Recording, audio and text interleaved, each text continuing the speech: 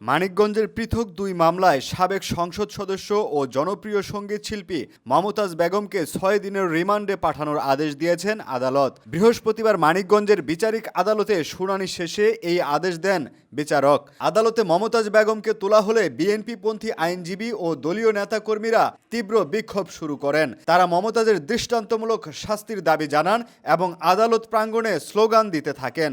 প্রত্যক্ষদর্শীরা জানান এ সময় নিরাপত্তা বেষ্টনী উপেক্ষা করে মমতাজকে বহনকারী প্রিজন ভ্যান লক্ষ্য করে বিক্ষুব্ধ জনতা ডিম ও জুতা ছুড়ে।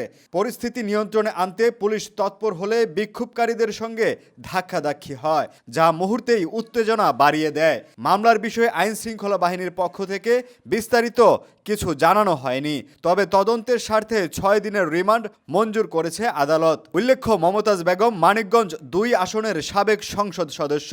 রাজনীতির পাশাপাশি দীর্ঘদিন সঙ্গীতাঙ্গনেও সক্রিয় ছিলেন।